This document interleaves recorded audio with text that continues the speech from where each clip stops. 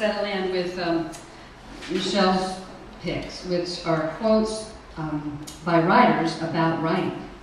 And they're quite encouraging, some are discouraging, but we'll see what we find here. This is by Agatha Christie. The best time for planning a book is while you're doing the dishes. Every word born of an inner necessity. Writing must never be anything else. Eddie Hillesum. I like this one by Emily Dickinson. Publication is the auction of the mind of man. And this is by Doctorow, E.L. Doctorow. Writers are not just people who sit down and write. They hazard themselves. Every time you compose a book, your composition of yourself is at stake. And then Samuel Johnson, authors and lovers suffer some infatuation from which only absence can set them free. Okay, so who might be next? And what might the topic be? That's what's so fun about DimeStories, isn't it? You never know what you're going to get or who you're going to get, but it's always fun. Sex and survival in the Galapagos. I arrived on Fernandina Island in the Galapagos at high tide. Suddenly, the lava below me moved in several places at once. I realized I was looking at hundreds of slowly crawling, camouflaged marine iguanas. They slithered amid thick bird guano, emanating the powerful acrid odor of digested seaweed. Aggressive male iguanas fiercely butted the heads of other males to chase them away. A female arched its tail and ran, but a large male bit her and pinned her down. Their cloacas met, and one of his two penises entered her. This day was the first of a sailing tour of the Galapagos with 6 other families. Our guide Klaus magically transformed his body into a giant tortoise, sea lion, or albatross to demonstrate animal behaviors. He had a row of dark round moles on each side of his face lined up like Orion's belt, which he pointed out our first starry equatorial mate. Rare animals courting and copulating would be seen everywhere, and Karen and I questioned how 12-year-old Adam would react. Klaus informed us this was mating season for giant tortoises. Copulation can take several hours with loud snores and grunts from the male. These grunts are the loudest sounds in the Galapagos bush, and female tortoises can store viable sperm up to 10 years. On Espanola Island, a male blue-footed booby performs his famous mating dance right next to me. He lifts one foot at a time and slaps it down like a clown with elongated floppy shoes. The booby bends and simultaneously points beak and tail to the sky. Half opens its wings into a W and honks. He picks up a stick to show what a good nest builder he is. Finally, the pair clacks bills. Flightless cormorants court nearby, twisting their necks around each other like snakes on a stick and swaying back and forth. Albatrosses bill fence more tenderly than boobies. They preen each other, slide their bills together, jump apart and meet again with a clattering noise.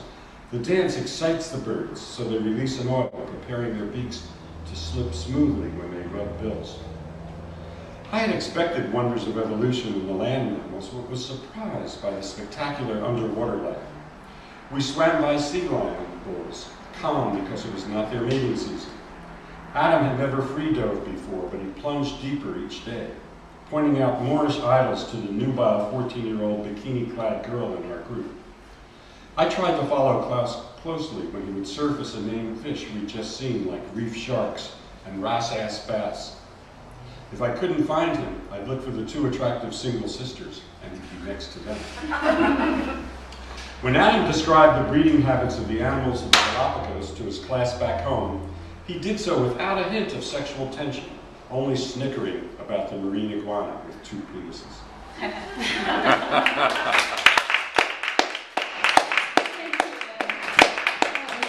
That was great. You were right under 3 minutes, so I can't even give you a booty prize. It's nice to hear your voice again, too, Ed. Ed has traveled the world, and, oh my. I think the Galapagos is following us. But Ed often will share his travel stories with us, and there's always something wonderful and exciting in your pieces. So let's hear just a few more quotes here about writing. This is by Arthur Polotnik. Pelupnik. Pelupnik, yes. You write to communicate to the hearts and minds of others what's burning inside you. And we edit to let the fire show through the smoke. Like that. This is by Ralph Waldo Emerson. The maker of a sentence launches out into the infinite and builds a road into chaos and old night, and is followed by those who hear him with something of wild, creative delight.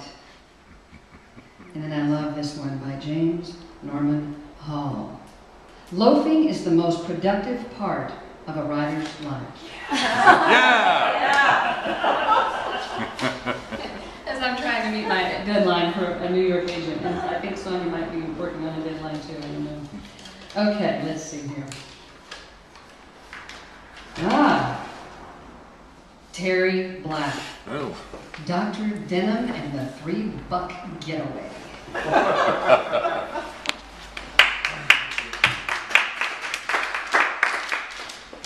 You know how I'm going to follow a tortoise with 2 penises? Tough gig.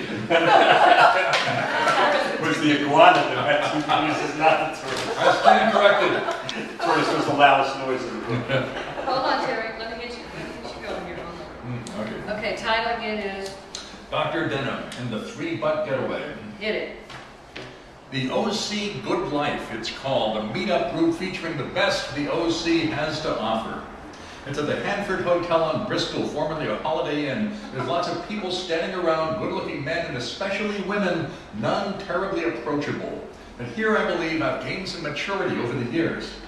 I used to stand around like an awkward geek, unsure what to say to anyone, and finally just go home. Now I stand around like an awkward geek, unsure what to say to anyone, but I stay put. Sooner or later, I've found, opportunity will trip over me. And so it does. I'm at the bar trying to get my usual milk toast 7-Up because I'm clumsy enough without also getting buzzed, and I find myself surrounded by 3 women seeking alcohol. I ask the cutest one, "Are you one of the Good Life people?" It sounds like an insurance commercial, but she says yes. I ask, "What do you do?" "I design jeans." "Tell me about it." She does. "You feel this competitive, I learn, because no one knows what the next trend will be. I suggest, how about jeans with food stains already on them in case you spill something?" She shakes her head. "They already have those." "Okay, jeans with one leg shorter than the other one, like you got a really bad tailor. Sorry, it's been done." "Charlie Sheen brand open fly work pants." She laughs. "Okay, I can try that." That's when, what's her name? Oh crap, I better give her a call or something. That's when Daphne and her friends decide to go to Newport Beach for a snack. I trail after them in my car down to Villanova on PCH where there's primo Italian food. I'm pulling in when I realize it's valet parking only. I'm fresh out of cash. Way to impress the babes.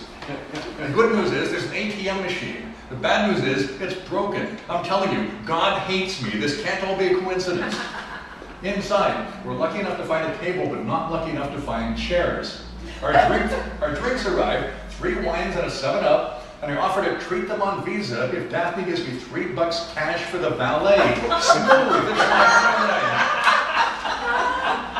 The time goes quickly. Pesto pizza gets scarfed. Pretty soon it's time to say goodnight to Dr. Denham and her coterie. She likes the name Dr. Denham, though to me it sounds like a Fantastic Four villain.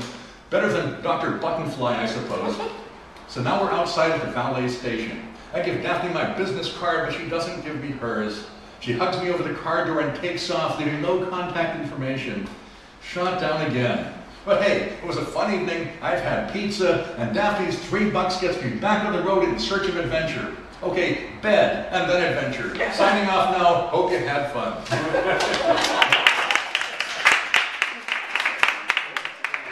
Terry, you're going to have to put all these together in some, the Orange County Mail in search of a perfect date. Not sure the world is ready. No, they're too good. And you're persistent in your courage.